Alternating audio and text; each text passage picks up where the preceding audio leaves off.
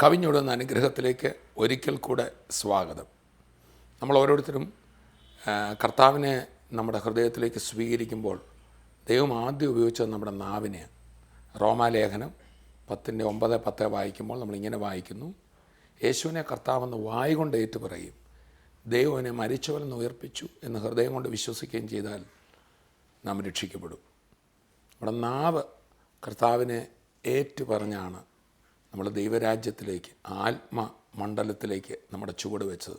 നാവിനെയാണ് കർത്താവ് വരുതിയിൽ കൊണ്ടുവന്നത്.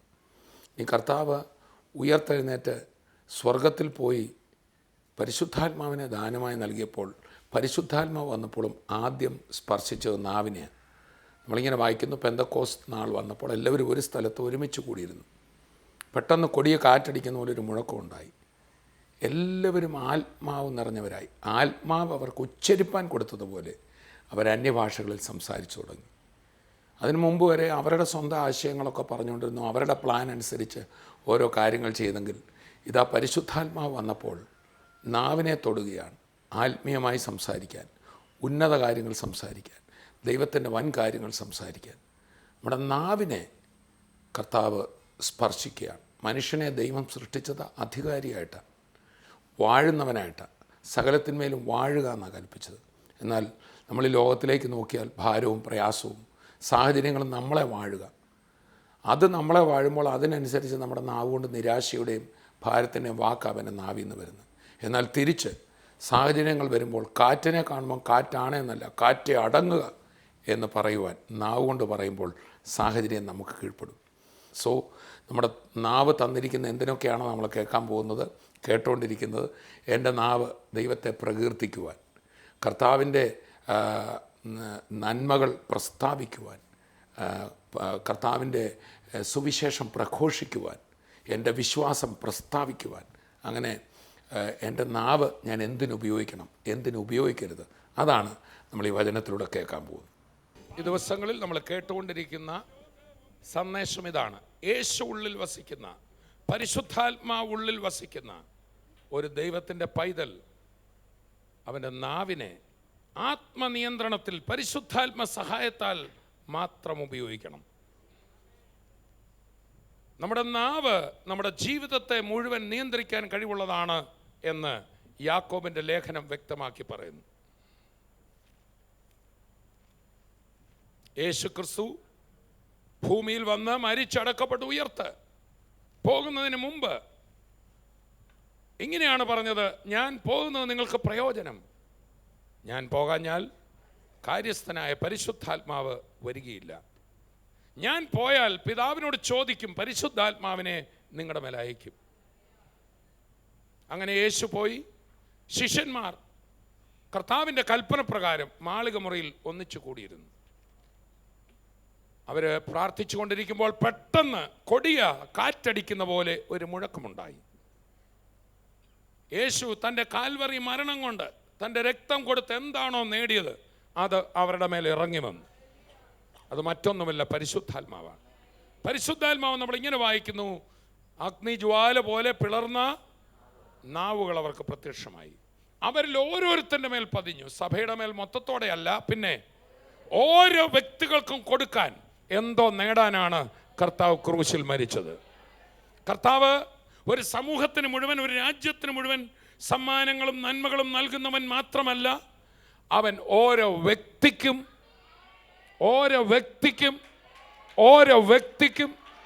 വ്യക്തിപരമായി അറിഞ്ഞ് കൊടുക്കുന്നവനാണ്. യേശുവിൻ്റെ ശുശ്രൂഷ നോക്കിയാലും ആൾക്കൂട്ടത്തിൻ്റെ മധ്യത്തിൽ വ്യക്തികളെ തിരയുന്ന ഒരു കർത്താവിനെ നാം കാണും. എല്ലാ നേതാക്കന്മാരും ഇഷ്ടപ്പെടുന്നത് ആൾക്കൂട്ടങ്ങളെ, എന്നാൽ ആൾക്കൂട്ടത്തിൻ്റെ മധ്യത്തിൽ വേദനിക്കുന്ന ഹൃദയങ്ങളെ കണ്ടെത്ത ഒറ്റ നേതാവിനെ മാത്രമേ ലോക ചരിത്രത്തിൽ ഞാൻ കണ്ടിട്ടുള്ളൂ. അത് യേശു മാത്രമാണ്. ആൾക്കൂട്ടം കണ്ട് ഉത്സാഹഭരിതനാവുന്ന ഒരു കർത്താവിനെ അല്ല. ആൾക്കൂട്ടത്തിൽ പലരും വിട്ടുപോയപ്പോൾ ശേഷിച്ച ആൾക്കൂട്ടത്തോട് നിങ്ങൾക്കും വേണേ പോകാം എന്ന് പറഞ്ഞ ഒരൊറ്റ നേതാവിനെ കണ്ടിട്ടുള്ളൂ. അത് യേശു മാത്രമാണ്. മാത്രമല്ല ആൾക്കൂട്ടത്തിന്റെ മധ്യത്തിൽ തന്നെ ഒന്ന് കാണാൻ വേണ്ടി അങ്ങ് ദൂരെ മാറി ഒരു മരത്തിന്മേൽ ഇലകൾക്ക് മധ്യത്തിൽ ഒളിച്ചിരുന്നവന്റെ പേര് വിളിച്ചിട്ട് നിന്റെ വീട്ടിൽ ഞാൻ ഇന്ന് പാർക്കാൻ പോകുകയാണെന്ന് പറഞ്ഞവൻ. ആൾക്കൂട്ടത്തിന്റെ മധ്യത്തിൽ തന്നെ ആരും കാണല്ലേ എന്ന് ആഗ്രഹിച്ച് രക്തസ്രവം ബാധിച്ച ഒരു സ്ത്രീ ആൾക്കൂട്ടത്തിന്റെ ഇടയിലൂടെ കൈ നീട്ടി അവനെ തൊട്ട മാത്രയിൽ തിരിഞ്ഞ് അവളെ നോക്കി അവളുടെ സൗഖ്യം അവിടെ സാക്ഷിപ്പിച്ച് മുൻപോട്ട് നീങ്ങി ഒരു നല്ല കർത്താവിനെ, ആൾക്കൂട്ടത്തിന്റെ മധ്യത്തിലും വ്യക്തികളെ തിരയുന്ന കർത്താവ്. ഇന്ന് നമുക്കിവിടെ സ്ഥല പരിമിതി ഉള്ളതുകൊണ്ട് ഈ ഓഡിറ്റോറിയത്തിലും ഇതിൻ്റെ 2 സൈഡിൽ വീണ്ടും ആൾക്കാരെ ഇരുത്തി അപ്പുറത്തെ ഓഡിറ്റോറിയത്തിലും ജനമിരിക്കുമ്പോൾ ആ ഓഡിറ്റോറിയത്തിൻ്റെ ഏറ്റവും പുറകിൽ അല്ലെങ്കിൽ ഇത് ലൈവായി കണ്ടുകൊണ്ടിരിക്കുന്ന വ്യക്തിയെ വരെ ഹൃദയത്തിൻ്റെ തുടിപ്പുകൾ അറിയുന്ന ഒരു നല്ല കർത്താവ് എനിക്കുള്ളതിനായി, നമുക്കുള്ളതിനായി ഞാൻ കർത്താവിനെ സ്തുതിക്കുക. കർത്താവ് സ്വർഗത്തിൽ പോയി ഓരോ വ്യക്തികൾക്കും അവൻ പരിശുദ്ധാത്മാവിനെ കൊടുക്കുകയാണ്. പക്ഷെ പരിശുദ്ധാത്മാവ് വ്യക്തികളുടെ മേൽ വന്നപ്പോൾ അവരിൽ എന്ത് സംഭവിച്ചു? എല്ലാവരും ആത്മാവ് നിറഞ്ഞവരായി. ആത്മാവ് അവർക്ക് ഉച്ചരിപ്പാൻ കൊടുത്തു. ആത്മാവ് ഇവിടെ വന്ന്, പരിശുദ്ധാത്മാവ് ഇവിടെ വന്ന് ആദ്യം എന്താണ് കൊടുത്തത്? ഒരു വീട് വെച്ച് കൊടുക്കുകയല്ല, ഞാൻ ഓർപ്പിച്ചല്ലോ, ഒരു സഭാ ഹാൾ പണിത് കൊടുക്കുകയല്ല, പള്ളി പണിത് കൊടുക്കുകയല്ല, ശവക്കോട്ട വെച്ച് കൊടുക്കുകയല്ല ചെയ്തത്. പിന്നെ ഉച്ചരിപ്പാൻ നൽകി. ഹല്ലേലൂയ. ഒരു വ്യക്തി യേശുവിനെ സ്വീകരിക്കണമെങ്കിലും ആദ്യം സംഭവിക്കുന്ന നാവിലാണ്. യേശുവിനെ കർത്താവെന്ന് വായ് കൊണ്ട് ഏറ്റുപറയുകയും ദൈവനെ മരിച്ചവെന്ന് ഉയർപ്പിച്ചുവെന്ന് ഹൃദയം കൊണ്ട് വിശ്വസിക്കുകയും ചെയ്താൽ നീ രക്ഷിക്കപ്പെടും. Price the Lord. നമ്മുടെ നാവിനെ കർത്താവ് ഏറ്റവും അനുഗ്രഹിക്കപ്പെട്ട ആയുധമായി ഉപയോഗിക്കാൻ ആഗ്രഹിക്കുകയാണ്. പിശാചിനും ദൈവത്തിനും ഒരുപോലെ വേണ്ടത് നമ്മുടെ നാവാണ്. കാരണം ഈ ലോകത്തിൻ്റെ അധികാരം ദൈവം മനുഷ്യനെയാണ് ഏൽപ്പിച്ചത്. മനുഷ്യനെ സൃഷ്ടിച്ച ശേഷം ദൈവം പറഞ്ഞു, മേലാകാശത്തിലും കീഴ് സമുദ്രത്തിലും ഭൂമിയിലുമുള്ള സകലത്തിന്മേലും നിനക്ക് അധികാരം തന്നിരിക്കുക. നീ വായ് കൊണ്ട് പറയുന്നതേ സംഭവിക്കുകയുള്ളൂ. പിന്നീട് ഒരിക്കലും അധികാരം ദൈവം തിരിച്ചെടുത്തതായി ഞാൻ വായിക്കുന്നില്ല. പക്ഷെ ഇടയ്ക്കൊരുവൻ കയറി സാത്താൻ, അവന് മനസ്സിലായി ഇവൻ്റെ നാവിലാണ് അധികാരം. അതുകൊണ്ട് ഇവൻ്റെ മനസ്സ് തിരിക്കുക, ഇവൻ്റെ ഐഡിയാസ് മാറ്റുക, ഇവൻ നന്മയ്ക്കായിട്ട് ഉപയോഗിക്കേണ്ട വാക്കുകളെ തിന്മയ്ക്കായിട്ട് ഉപയോഗിപ്പിക്കുക. അതാണ് സാത്താൻ ചെയ്തത്. അതുകൊണ്ടാണ് സാത്താൻ അഥവാ പഴയ പാമ്പ്, ആ പാമ്പിൽ കയറി വന്ന പിശാച്, ആ പിശാച് ബാധിച്ചവരുടെ വാക്കുകളെ ദൈവവചനം പറയുമ്പോൾ സർപ്പവിഷം അവരുടെ അധരങ്ങൾക്ക് കീഴെ ഉണ്ട്. Price the Lord. ചില വാക്കുകൾ വിഷമാണ്, അത് കൊല്ലുന്നതാണ്, അത് മറ്റുള്ളവരെ ക്ഷീണിപ്പിക്കുന്നതാണ്. വിഷത്തിൻ്റെ പ്രത്യേകത തളർത്തും കൊല്ലും. എന്തൊക്കെ സംഭവിക്കും? 1-2 പേരോട് പറഞ്ഞാട്ടെ, നിങ്ങളുടെ വാക്കുകൾക്ക് വേണമെങ്കിൽ മനുഷ്യനെ തളർത്താനും കൊല്ലാനും കഴിവുണ്ട്. അപ്പോൾ തന്നെ മറ്റൊരു ഭാഗത്ത് നമ്മളിങ്ങനെ വായിക്കുന്നു, നിങ്ങളുടെ വാക്ക് കൃപയോട് കൂടിയതും ഉപ്പിനാൽ രുചി വരുത്തിയതുമാകട്ടെ. Price the Lord. ദൈവത്തിൻ്റെ വചനം തേനിലും തേൻകട്ടയിലും മാധുര്യമേറിയതാണ്. ദൈവത്തിൻ്റെ മക്കളെ, നല്ല ഉപ്പും നല്ല മധുരവും നല്ല രുചിയുള്ള ദൈവത്തിൻ്റെ വാക്കുകൾക്കായി ഞാൻ കർത്താവിനെ സ്തുതിക്കുന്നു. ഈ ലോകത്തിൽ മനുഷ്യൻ്റെ ആത്മാവിന് ഏറ്റവും രുചികരമായി വിരുന്നൊരുക്കുവാൻ ദൈവവചനത്തിന് മാത്രമേ സാധിക്കുകയുള്ളൂ. യേശു പറഞ്ഞു, മനുഷ്യൻ അപ്പം കൊണ്ട് മാത്രമല്ല ദൈവത്തിൻ്റെ വായിൽ നിന്ന് പുറപ്പെടുന്ന സകല വചനം കൊണ്ടും ജീവിക്കുന്നു. ആ ദൈവവചനത്താൽ നിറഞ്ഞ ഒരു വിശ്വാസി, പരിശുദ്ധാത്മാവിനാൽ നയിക്കപ്പെടുന്ന അധരങ്ങളുള്ള ഒരു വിശ്വാസി, അവൻ ഈ ലോകത്തിൽ ഒരിക്കലും ഒരു പരാജയമാകുകയില്ല. ദൈവത്തിൻ്റെ മക്കളെ, പുതിയ നിയമത്തിൽ ഞാൻ നോക്കിയിടത്തോളം ഒരു ദൈവവചനത്തിൻ്റെ അധരം ഉപയോഗിക്കപ്പെടേണ്ടത് 3-4 കാര്യങ്ങളാണ്. ഒന്നാമത്തേത് ദൈവത്തെ പ്രകീർത്തിക്കുക. ദൈവത്തെ പ്രകീർത്തിക്കുക. എല്ലാവരും പറഞ്ഞ പ്രകീർത്തിക്കുക. അതിനെക്കുറിച്ച് നമ്മൾ കഴിഞ്ഞ ആഴ്ചകളിൽ ചിന്തിച്ചു. ഒരു ദൈവ പൈതൽ എല്ലായ്പ്പോഴും കർത്താവിന് സ്തോത്രം ചെയ്യും. ആത്മാവ് നിറഞ്ഞവരായി സങ്കീർത്തനങ്ങളാലും സ്തുതികളാലും ആത്മീയ ഗീതങ്ങളാലും എപ്പോഴും കർത്താവിനെ മഹത്വപ്പെടും. ഇടവിടാതെ സ്തോത്രം ചെയ്യും. സ്തോത്രം ചെയ്യുമ്പോൾ ദൈവത്തിന് ഉയർച്ച കിട്ടാൻ വേണ്ടിയല്ല, ദൈവം അല്ലേലും ഉയർന്നിരിക്കുന്നവന് ശാശ്വതവാസിയുമാണ്. ഞാൻ സ്തുതിക്കുമ്പോൾ ഞാൻ കർത്താവിൻ്റെ ആ ഉയരങ്ങളിലേക്ക് കടന്നു ചെല്ലുകയാണ്.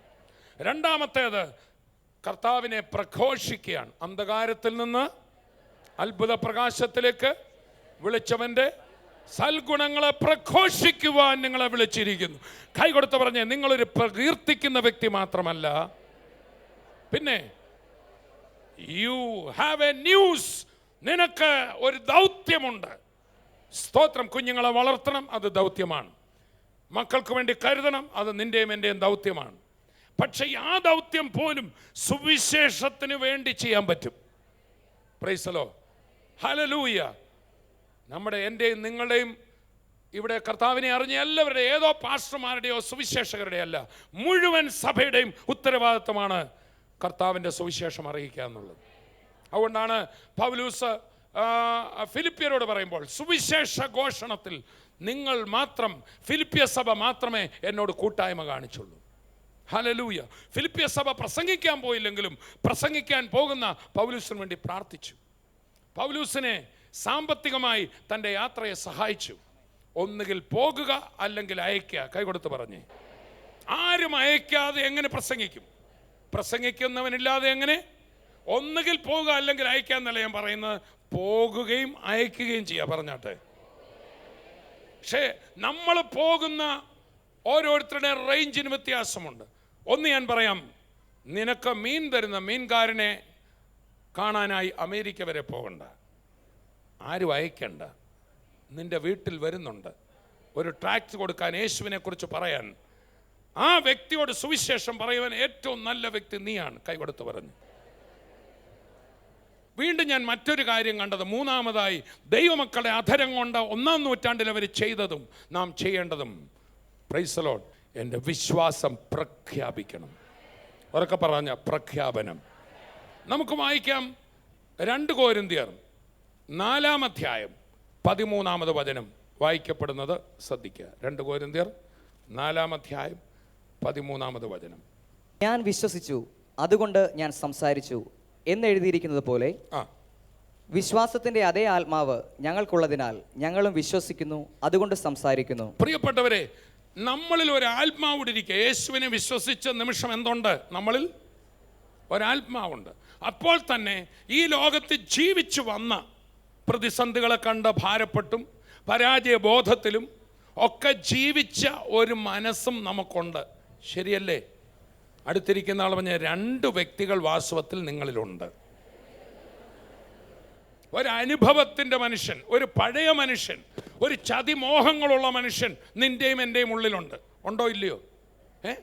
അതുകൊണ്ടാണല്ലോ എഫേസ്യ ലേഖനം പറഞ്ഞ, ചതിമോഹങ്ങളാൽ വഷളായി പോകുന്ന പഴയ മനുഷ്യനെ ഉപേക്ഷിച്ച് നീതിയിലും വിശുദ്ധിയിലും ദൈവാനുരൂപമായി സൃഷ്ടിക്കപ്പെട്ട പുതുമനുഷ്യനെ ധരിച്ചുകൊള്ളും. ധരിക്കുക എന്ന് പറഞ്ഞാൽ അതിൻ്റെ അർത്ഥം എടുത്തണിയുക എന്നാണ്. എന്താണ്? നിന്നിൽ അതുണ്ട്, പക്ഷെ അതിട്ടോണ്ട് വേണം ഇനി നീ നടക്കാൻ. Price the Lord. വീട്ടിൽ എൻ്റെ സാധാരണ വേഷമുണ്ട്, പക്ഷെ ഞാൻ ഒരു പോലീസ് ഓഫീസറാണെന്നിരിക്കട്ടെ, ഞാൻ എന്ത് ചെയ്യണം? നിന്റെ പുതിയ മനുഷ്യനെ, നിന്റെ രാജ്യം തന്ന പുതിയൊരു മനുഷ്യൻ നിനക്കില്ലേ, പോലീസ് ഓഫീസർ എന്ന മനുഷ്യൻ, അവനെ ധരിച്ച് നീ നടക്കണം. അടുത്തിരിക്കുന്ന ആൾ ഏത് ധരിച്ച് നടക്കണോ? നിങ്ങളാണ്. ആ ചവിണ്ട് മുഷിഞ്ഞ ഉടുപ്പിട്ട് നടക്കണോ, അതോ നിന്റെ രാജ്യം നിനക്ക് തന്ന നീതിയുടെ വസ്ത്രം, അധികാരത്തിൻ്റെ വസ്ത്രം? ഏതായാലും ആ യൂണിഫോം, ആ അധികാരത്തിൻ്റെ വസ്ത്രം എടുത്തിട്ട് കഴിഞ്ഞാൽ പിന്നെ ആ മനുഷ്യനാകെ ഒരു മാറ്റമാണ്. ആണോ അല്ലയോ? ഒരു പട്ടാളക്കാരൻ തൻ്റെ യൂണിഫോം എടുത്തിട്ട് കഴിഞ്ഞാൽ തൻ്റെ വാക്കുകൾക്ക്, തൻ്റെ രീതികൾക്ക് ഒരു മാറ്റമാണ്. പിന്നെ പുറകോട്ടുണ്ടോ? സ്വത്രം. എന്നാൽ വീട്ടിൽ കൈലി കൊടുത്ത് നടക്കുന്ന പോലെ പോയാൽ പുറകോട്ടൊക്കെ ഓടാൻ എളുപ്പമാണ്. അതുകൊണ്ടാണ് പഴയ മനുഷ്യനെ നമ്മൾ എന്ത് ചെയ്യണം? ഉരിഞ്ഞ് ആരെ ധരിക്കണം? ധരിക്കുക എന്നുള്ളതിന് ധാരണ എന്നൊരർത്ഥം കൂടെ ഉണ്ട്. എന്ന് പറഞ്ഞാൽ നമ്മുടെ അകത്ത് വന്ന ആ വ്യക്തിയെ നമ്മൾ മനസ്സിലാക്കണം. അതും ധാരണയ്ക്കകത്തുണ്ട്. ഇവിടെ പറയാണ്, നമ്മളിൽ ഒരാത്മാവുള്ളത് കൊണ്ട്. വായിച്ചാട്ടെ 2 കൊരിന്ത്യർ 4:13. ഞാൻ വിശ്വസിച്ചു, അതുകൊണ്ട് ഞാൻ സംസാരിച്ചു എന്നെഴുതിയിരിക്കുന്നത് പോലെ വിശ്വാസത്തിന്റെ അതേ ആത്മാവ് ഞങ്ങൾക്കുള്ളതിനാൽ. അവർക്ക് പറഞ്ഞ എന്നിലും അതേ ആത്മാവ് ഉണ്ടെന്ന് പറഞ്ഞു. ഏതാത്മാവ്? ഈ അതേ ആത്മാവ് ദൈവത്തിൽ ഉള്ളത് കൊണ്ട്, ക്രിസ്തുവിലുള്ളത് കൊണ്ട്, സൃഷ്ടിപ്പിൽ ഇരുട്ടിനെ നോക്കി ഉണ്ടാകട്ടെ എന്ന് വിളിച്ചു പറഞ്ഞു. അതിൻ്റെ 2 കൊരിന്ത്യർ 4:13 വായിച്ച്. അതിൻ്റെ 6-ാം വാക്യം ഒന്ന് വായിച്ചു. ഇരുട്ടിൽ നിന്ന് വെളിച്ചം പ്രകാശിക്കണമെന്ന് അരുളി ചെയ്ത ദൈവം. അപ്പൊ ദൈവത്തിൽ വസിച്ച ആത്മാവ് ഇരുട്ടിനെ കണ്ടപ്പോൾ എന്ത് പറഞ്ഞു? പറഞ്ഞാട്ടെ, ഇരുട്ടാണ് ഇരുട്ടാണ് എന്നല്ല പറഞ്ഞു, പിന്നെ ഒരു ക്രിയേഷൻ പറഞ്ഞപ്പോൾ അവിടെ എന്ത് സംഭവിച്ചു? വെളിച്ചമുണ്ടായി. വെളിച്ചമുണ്ടായി. വെളിച്ചമുണ്ടായി കഴിഞ്ഞപ്പോൾ അതേ തുടർന്ന് ബാക്കി സകലതുമുണ്ടായി. നമ്മുടെ വീട്ടിൽ വെളിച്ചം വന്നാൽ ബാക്കി എല്ലാം വന്നോളും. ലോകത്തിൻ്റെ വെളിച്ചമായവൻ വന്ന് അതോടുകൂടെ ആത്മീയവും ഭൗതികവും ശാരീരികവും എല്ലാം വന്നോളും. അപ്പം എന്താ കൽപ്പിച്ച? വെളിച്ചം ഉണ്ടാകട്ടെ എന്ന് കൽപ്പിച്ചപ്പോൾ അവിടെ എന്തുണ്ടായി? ആഴത്തിന്മീതെ ഇരുളുണ്ടായിരുന്നു. ഇരുൾ കണ്ടിട്ട് വെളിച്ചമുണ്ടാകട്ടെ എന്ന് പറഞ്ഞു. ഒരു പ്രഖ്യാപനം നടത്തുകയാണ്. ഒരു സൃഷ്ടിപ്പിൻ്റെ വാക്ക് അവിടെ പറയുകയാണ്. നമ്മുടെ വാക്കുകൾ ക്രിയേഷൻ നടത്തുന്നതാണ്. നമ്മുടെ വാക്കുകൾക്ക് ഡിസ്ട്രക്റ്റീവ് പവറുമുണ്ട്, ക്രിയേറ്റീവ് പവറുണ്ട്. മറക്കരുത്. ഒരുത്തനെ തകർക്കാനും ഒരുത്തനെ ബലപ്പെടുത്താനും നമ്മുടെ വാക്കുകൾക്ക് ശക്തിയുണ്ട്. അവരവർ തീരുമാനിക്കണം ഇത് ഉപയോഗിക്കാൻ. Praise the Lord. അപ്പം ഇരുട്ടിൽ നിന്ന് വെളിച്ചം ഉദിക്കട്ടെ എന്ന് അരുളി ചെയ്ത ദൈവം, ആ ആത്മാവിനെ കുറിച്ചാണ് 13-ാം വാക്യത്തിൽ പറയുന്നത്. അതേ ആത്മാവ് എന്നിലുമുണ്ടോ? ഉറക്കെ പറ. അവിടെ ഒന്ന് വായിച്ചു. വിശ്വാസത്തിന്റെ അതേ ആത്മാവ്. ഏതാത്മാവ്? ഇരുട്ടിൽ നിന്ന് വെളിച്ചം ഉദിക്കട്ടെ എന്ന് പറഞ്ഞ അതേ ആത്മാവ്. ഇരുട്ടിനെ കാണുമ്പോൾ അയ്യോ പൊത്തോ എന്ന് വെക്കാത്ത ഒരു ആത്മാവ് എന്നിലുണ്ട്. എല്ലാവരും ഒന്ന് വിളിച്ചു പറഞ്ഞ അയ്യോ പൊത്തോ വെക്കാത്ത ഒരു ആത്മാവ് എൻ്റെ അകത്തുണ്ടെന്ന്. പരാജയമില്ലാത്ത ഒരു ആത്മാവ് എൻ്റെ അകത്തുണ്ടെന്നൊന്ന് വിളിച്ചു പറഞ്ഞാട്ടെ. നമ്മുടെ ഉള്ളിൽ ഉണ്ടോ ഇല്ലയോ? ഉണ്ട്. യേശുവിനെ സ്വീകരിച്ചവരെല്ലാം കര ഉയർത്തിപ്പിടിച്ച്. എപ്പോൾ യേശുവിനെ സ്വീകരിച്ചോ ഈ ആത്മാവ് നമ്മളിൽ വന്നിരിക്കുകയാണ്. ഇനി പരാജയം എന്നൊരു വാക്ക് എൻ്റെയും നിങ്ങളുടെയും ഡിക്ഷണറിയിൽ ഒരിക്കലുമില്ല. പരാജയമെന്ന് തോന്നുന്ന കാര്യം പോലും നിന്റെ വാക്കുകൾ കൊണ്ട് മാറി തിരിഞ്ഞു വരുമെന്നാണ് ദൈവവചനം പറയുന്നത്. പ്രഖ്യാപിക്കുക. വിളിച്ചു പറ, പ്രഖ്യാപിക്കുക. Praise the Lord. വിശ്വാസത്തിന്റെ അതേ ആത്മാവ് ഞങ്ങളിൽ ഉള്ളത് കൊണ്ട് ഞങ്ങളും വിശ്വസിക്കുന്നു, അതുകൊണ്ട് സംസാരിക്കുന്നു. ഉറക്കെ പറ, വിശ്വസിക്കുന്നതേ ഞാൻ സംസാരിക്കത്തുള്ളൂ, കാണുന്നതല്ല ഞാൻ സംസാരിക്കും. അതുകൊണ്ടാണ് 1 കൊരിന്ത്യർ 16-ാം അധ്യായത്തിൽ നമ്മളിങ്ങനെ വായിക്കുന്നുണ്ട്. പ്രതിസന്ധികൾ മാത്രം നിറഞ്ഞിരിക്കുകയാണ് ആ സമയത്ത്. എഫസോസിൽ നിന്നാണ് പൗലൂസ് ലേഖനം എഴുതുന്നു. തന്നെ കൊല്ലുമെന്ന് നമ്മളുള്ള ആൾക്കാർ പറഞ്ഞിരിക്കുക. ഇന്നെ കേൾക്കുന്ന ചിലരുടെ ജീവിതത്തിൽ ചിലരുടെ ഭീഷണി കേട്ടിട്ട് ഇവിടെ വന്നവരുണ്ട്. ഇപ്പം ശരിയാക്കി കളയും, ഇപ്പം തീരും. ഒരുപക്ഷെ ചില ബാങ്കിൽ നിന്നോ ഒക്കെ ചില ലെറ്റർ കിട്ടി വരും. അതിഭീകരമായി എല്ലാം പ്രശ്നമായി തീരുമെന്ന നിലയിൽ ചിലപ്പോൾ ഡോക്ടർമാരുടെ കയ്യിൽ നിന്ന് ഏതൊരു ലെറ്റർ കിട്ടിയൊക്കെ ഭയന്ന് ഇവിടെ വന്നവർ കാണും. ഒന്നാമത് ദൈവജനത്തിലൊരു വാക്കുണ്ട്, ഭീഷണിയെ ഭയപ്പെടരുത്. കൈ കൊടുത്ത് പറഞ്ഞു. അവരുടെ ഭീഷണത്തിൽ കലങ്ങരുത്. ക്രിസ്തുവിനെ നിങ്ങളുടെ ഹൃദയങ്ങളിൽ രാജാവായി പ്രതിഷ്ഠിപ്പിൻ. പത്രോസ് പറഞ്ഞു അവരുടെ ഭീഷണത്തിൽ ഭയപ്പെടുകയും അരുത്. ഭയപ്പെടരുതെന്നുള്ളത് എൻ്റെ തീരുമാനമാണ്. ഉറക്കെ പറ. 1-2 പേരോട് പറഞ്ഞ് ദൈവം ഭയം മാറ്റത്തില്ല. നീ ഭയപ്പെടാതെ ദൈവവചനം തിരഞ്ഞെടുക്കണം. എല്ലാവരും പറഞ്ഞ ദൈവം എൻ്റെ ഭയം അങ്ങ് മാറ്റട്ടെ എന്നാ. ദൈവം അല്ല ഭയം മാറ്റുന്ന. നീ ഭയം തിരഞ്ഞെടുക്കണോ വിശ്വാസം തിരഞ്ഞെടുക്കണോ നീ തീരുമാനിക്കണം. അതുകൊണ്ടാണ് കർത്താവ് പറഞ്ഞ് ഭയപ്പെടാതെ വിശ്വസിക്കുക. എന്താ പറഞ്ഞേ? അപ്പോൾ രണ്ടും നിനക്കാകാം. ഒന്നുകിൽ വിശ്വസിക്കാം, അല്ലെങ്കിൽ ഭയപ്പെടാം. I choose to believe. എന്തായാലും ഞാനൊന്ന് തീരുമാനിച്ചിരിക്കുകയാണ് ഭയപ്പെടാതിരിക്കാൻ. നിങ്ങളെന്തോ തീരുമാനിക്കുന്നു? ഭയപ്പെടാനോ? ഞാൻ ഭയപ്പെടാൻ തീരുമാനിക്കാത്ത എന്നാണെന്നറിയോ? തീരുമാനിച്ചിട്ടും ഗുണമൊന്നുമില്ല. അതുകൊണ്ട് എന്ത് ചെയ്യാൻ തീരുമാനിക്കുന്നു? വിശ്വസിക്കാൻ തീരുമാനിക്കുന്നു. Price the Lord, price the Lord, hallelujah. ഞാൻ വിശ്വസിച്ചു, അതുകൊണ്ട് ഞാൻ സംസാരിച്ചു. വിശ്വസിക്കുന്നത് എന്ത് ചെയ്യാവുള്ളൂ? സംസാരിക്കാവുള്ളൂ. അതുകൊണ്ടാണ് നമ്മൾ വിശ്വാസം എന്നതോ ആശിക്കുന്നതിൻ്റെ ഉറപ്പും കാണാത്ത കാര്യങ്ങളുടെ, അത് ഏറ്റവും പ്രധാനമായിട്ട് സ്വർഗത്തെക്കുറിച്ച് പറഞ്ഞിരിക്കുക. നമ്മുടെ കർത്താവ് പോയിരിക്കുന്ന നിത്യത, നമ്മുടെ കർത്താവ് ഒരുക്കിക്കൊണ്ടിരിക്കുന്ന സ്വർഗം, അത് ഞാൻ കാണുന്നില്ലെങ്കിലും ഞാൻ വിശ്വസിക്കുന്നു. മാത്രമല്ല ഈ ലോകത്തിൽ എൻ്റെ ഭാവിപരമായ കാര്യങ്ങൾ എൻ്റെ കർത്താവ് ഏറ്റവും ബെസ്റ്റായി ചെയ്തിരിക്കുന്നു, അത് ഞാൻ വിശ്വസിക്കുന്നു. കാണുന്നില്ലെങ്കിലും ഞാൻ വിശ്വസിക്കുന്നു. അപ്പോൾ കാണാത്ത ആ കാര്യങ്ങൾ ഞാൻ വിളിച്ചു പറയും. ഞങ്ങൾ വിശ്വസിച്ചു, അതുകൊണ്ട് ഞങ്ങൾ സംസാരിക്കുന്നു. വിശ്വാസം പ്രഖ്യാപിക്കുക. അങ്ങോട്ടും ഇങ്ങോട്ടും പറ, വിശ്വാസമേ പറയാം. വിശ്വസിക്കുന്നതേ പറയാവൂ. ക്രിസ്തു നിമിത്തം എല്ലാ കാര്യങ്ങളും നമുക്ക് തന്നിരിക്കുകയാണ്. അതാണ് സത്യം. സത്യം സംസാരിക്കുക. പറഞ്ഞേ, അവൻ ചിലരെ അപ്പോസ്തലൻ, പ്രവാചകൻ, ഇടയൻ ഇങ്ങനെയൊക്കെ ആക്കി വെച്ചിരിക്കുന്നു. എന്തിനാ? നമ്മളെല്ലാം വളർച്ച പ്രാപിച്ച് സ്നേഹത്തിൽ സത്യം സത്യം പറയാന്ന് പറഞ്ഞാൽ വാസ്തവം പറയാന്ന് മാത്രമല്ല എൻ്റെ അർത്ഥം. ദൈവവചനത്തിൽ വെളിപ്പെടുത്തപ്പെട്ടിരിക്കുന്ന നമ്മൾ ഇതുവരെ കാണാത്ത ചില സത്യങ്ങളുണ്ട്. അത് വേണം പറഞ്ഞുകൊണ്ട് നടക്കാൻ. ജീവിതത്തിൽ ദിവസത്തിൻ്റെ എല്ലാ സമയത്തും കർത്താവിനോട് കൂട്ടായ്മ ആചരിക്കണം. അവിടുന്ന് ചിലത് നിനക്ക് കിട്ടും. അത് പോയൊന്ന് സംസാരിച്ചേ, അത് ജയമേ വരുത്തത്തുള്ളൂ. ഒന്ന് രണ്ട് പേരുടെ പറയാം, എല്ലായിടത്തുനിന്നും കേട്ടതെല്ലാം വിതരണം ചെയ്യുന്ന ജോലി അല്ല നിങ്ങളുടേത്. വിശ്വാസം പ്രഖ്യാപിക്കുക. കേൾക്കുന്നതല്ല ഏറ്റുപറയുന്ന ഏറ്റുപറച്ചിലുകാരിൽ ഇവിടെ കർത്താവ് എന്ത് പറഞ്ഞോ അത് പറയുന്നവരാണ് നമ്മൾ. ചേർന്ന് കർത്താവിനെ സ്തുതിക്കാം. പ്രിയപ്പെട്ടവരെ, നമ്മുടെ നാവ് വേണ്ടാത്തതൊക്കെ ഉപേക്ഷിച്ച് കർത്താവിൻ്റെ വചനം നമ്മുടെ നാവ് കൊണ്ട് പ്രസ്താവിക്കുവാനും കർത്താവിനെ മറ്റുള്ളവരോട് പ്രഘോഷിക്കുവാനും കർത്താവിനെ പ്രകീർത്തിക്കുവാനും ഉള്ള നാവായിട്ടൊന്ന് ഉപയോഗിച്ച് നോക്കി, നമ്മുടെ ജീവിതം പാടെ മാറും. നമ്മുടെ സാഹചര്യങ്ങളെ പഴിച്ചുകൊണ്ടിരിക്കാതെ പ്രവാചകൻ പറയുന്ന പോലെ അധമമായതൊഴിച്ച് ഉത്തമമായത് പ്രസ്താവിച്ചാൽ നിൻ്റെ വാ എൻ്റെ വാ പോലെയാവും.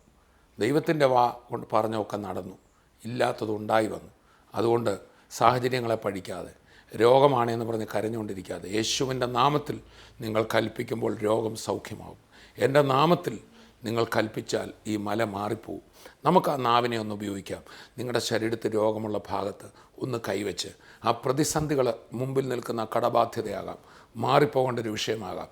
അതിന്മേൽ യേശുവിൻ്റെ നാമത്തിൽ നമ്മൾ പറയുമ്പോൾ അത്ഭുതം നടക്കാൻ പോവുക. കർത്താവെ, ഞങ്ങളങ്ങേ സ്തുതിക്കുന്നു. യേശു ഞങ്ങളിൽ ഉള്ളതുകൊണ്ട് ഞങ്ങളുടെ നാവിന് അധികാരമുണ്ട്. ഞങ്ങൾ പ്രതിസന്ധികളെ കണ്ട് ഭയപ്പെടുന്നവരല്ല, രോഗത്തെ കണ്ട് പകച്ചു നോക്കുന്നവരല്ല.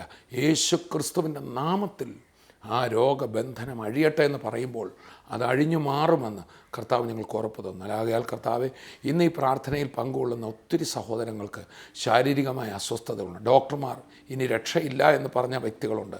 ഓപ്പറേഷന് വിധിക്കപ്പെട്ടവരുണ്ട്. എന്നാൽ ഇല്ലാത്ത അവയവങ്ങളെ സൃഷ്ടിക്കുന്ന കർത്താവിൻ്റെ അത്ഭുത ശക്തിയാൽ ഇത് കേട്ടുകൊണ്ടിരിക്കുന്ന വ്യക്തികളിൽ രോഗസൗഖ്യമുണ്ടാകട്ടെ.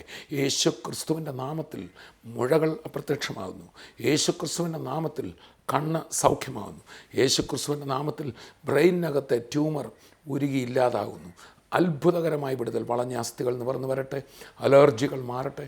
കർത്താവെ, അടിയൻ്റെ ഉള്ളിൽ തോന്നിയതും തോന്നാത്തതുമായ നിരവധി രോഗപ്രയാസങ്ങളാൽ കഷ്ടപ്പെടുന്നവരുണ്ട്. ആന്തരിക രോഗങ്ങൾ, മറ്റ് മാനസിക കഷ്ടപ്പാടുകൾ എല്ലാം യേശുവിൻ്റെ നാമത്തിൽ മാറട്ടെ. അതുപോലെ മല പോലെ നിൽക്കുന്ന വിഷയങ്ങൾ യേശുവിൻ്റെ നാമത്തിൽ മാറിപ്പോട്ടെ. കടബാധ്യതകൾ, ആത്മഹത്യയ്ക്ക് അല്ലാതെ വഴിയില്ലെന്ന് പറയുന്ന അവസ്ഥകൾ എല്ലാം മാറിപ്പോകട്ടെ. കുടുംബജീവിതങ്ങൾ അനുഗ്രഹിക്കപ്പെടട്ടെ, കുഞ്ഞുങ്ങൾ അനുഗ്രഹിക്കപ്പെടട്ടെ. ഇത് കേട്ടുകൊണ്ടിരിക്കുന്ന ഓരോ വ്യക്തികളിലും കർത്താവിൻ്റെ മഹത്വം ഇപ്പോൾ തന്നെ നിറയട്ടെ. അവിടുന്ന് അത്ഭുതം ചെയ്തതിനായി സ്തോത്രം. യേശുവിൻ നാമത്തിൽ തന്നെ ആമേൻ, ആമേൻ. കർത്താവ് നമ്മെ ധാരാളമായി അനുഗ്രഹിക്കട്ടെ. ഈ ദിവസങ്ങളിലെ മീറ്റിങ്ങിൻ്റെ വിവരങ്ങൾ വീണ്ടും നിങ്ങൾക്ക് കാണാം. റൂർക്കലയിലെ തങ്കുബ്രദറിൻ്റെ ക്രൂസൈഡ്, ഈ ആഴ്ച കൊല്ലത്ത് നടക്കുന്ന ബൈബിൾ ക്ലാസ്, അടുത്ത ആഴ്ചയുള്ള TV പ്രേക്ഷക മീറ്റിംഗ്, എല്ലാത്തിനും വേണ്ടി പ്രാർത്ഥിക്കണം. കടന്നു വരണം. കർത്താവ് നമ്മെ അനുഗ്രഹിക്കട്ടെ. I bless you in Jesus name. Amen.